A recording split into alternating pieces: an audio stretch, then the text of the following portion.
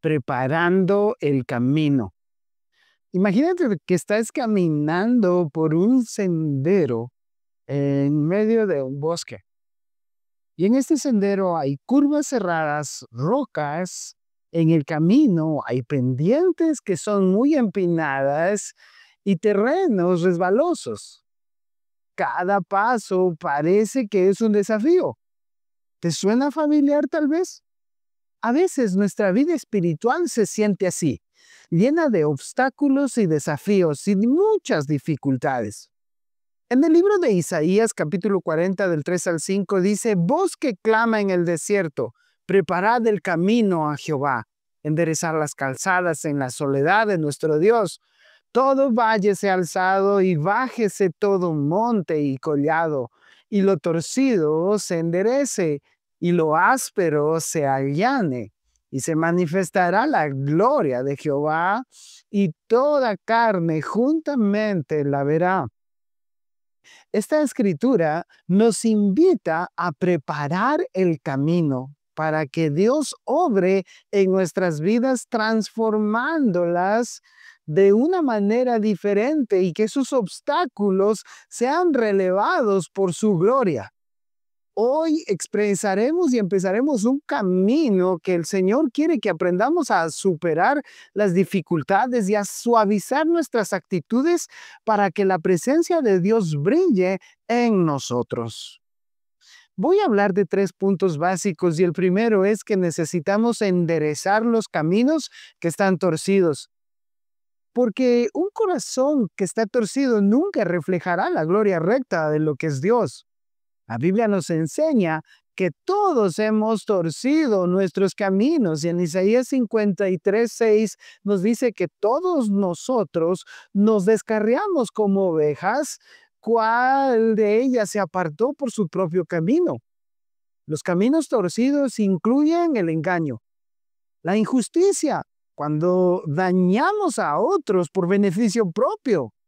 Otro camino es la rebelión y es cuando nosotros no hacemos la voluntad del Padre, sino elegimos lo contrario. La deshonestidad es cuando torcemos la verdad para justificar nuestras acciones. En el proceso, tenemos que aprender a enderezar esos caminos. Y Proverbios capítulo 3, verso 6 dice: reconócenlo en todos tus caminos y Él enderezará tus veredas. Enderezar nuestros caminos no es de esfuerzo solitario, es algo que requiere humildad y la humildad es el reconocimiento del entendimiento que cada uno de nosotros tenemos y que es ilimitado. También necesitamos reacción. Y eso nos llama a poder vivir de una manera cooperativa y activa, buscando la guía en cada decisión. Dios no te pide un camino perfecto, te pide un corazón dispuesto a prepararlo. El segundo punto que voy a hablar es que todo valle sea elevado. Y la mayoría de las veces los valles más profundos pueden convertirse en las montañas más altas cuando Dios interviene en medio de ellas. Entendiendo los valles espirituales, nosotros podemos encontrar que muchas de las veces son esos momentos de dificultad. El valle de sombra de muerte habla de aquellos momentos de pérdida y de dolor. El valle de las lágrimas es el que hablamos de periodos de tristeza y nos lamentamos en medio del mismo. El valle de la decisión. Y este valle nos habla de momentos confusos y de incertidumbre. Pero también tenemos el valle de los huesos secos, en donde las situaciones que parecen sin esperanza recobran la esperanza por medio del Espíritu Santo. Y Dios transforma esos valles. La Escritura dice en Efesios 3:20, al que pueda hacer muchísimo más que todo lo que podamos imaginarnos o pedir. El poder que obra eficazmente en nosotros. Imagínate que ese poder hoy obre en medio de nuestras vidas. Como Dios eleva nuestros valles, ¿cómo lo hace? A través de la fortaleza de nuestra fe.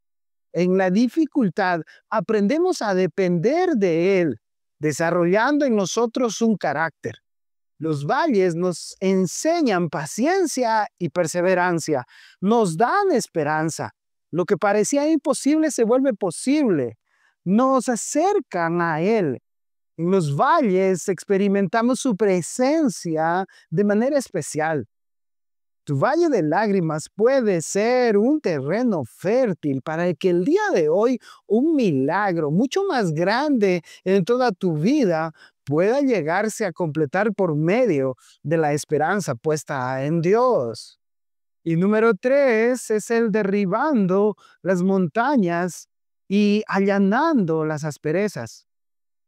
Con fe del tamaño de un grano de mostaza, las montañas más grandes se vuelven caminos planos.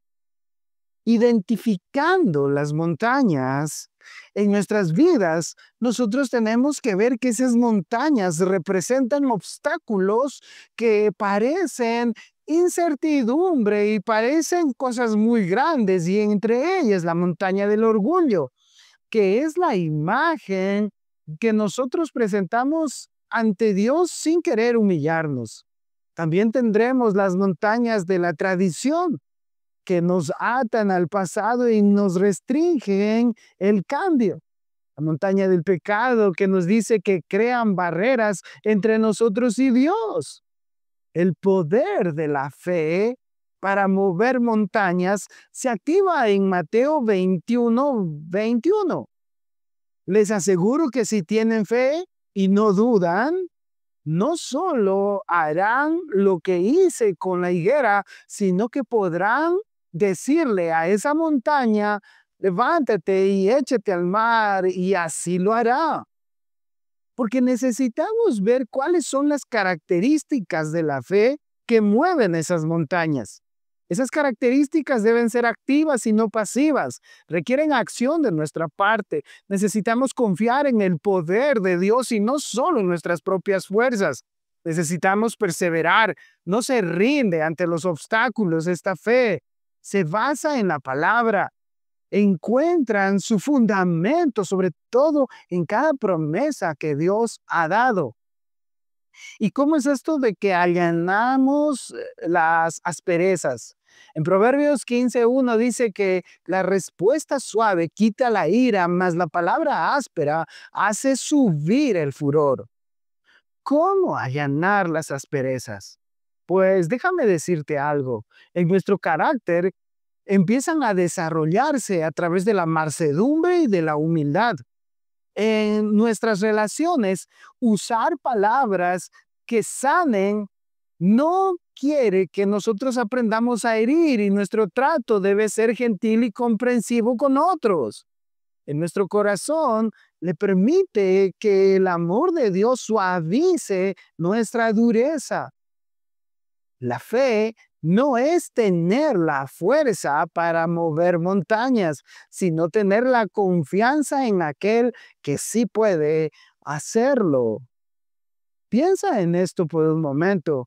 Cuando el profeta Isaías proclamó este mensaje, no solo le estaba hablando a la preparación para la venida del Mesías, no, sino también estaba hablándonos de la preparación continua que debemos hacer en nuestras vidas para que la gloria de Dios se manifieste en nosotros.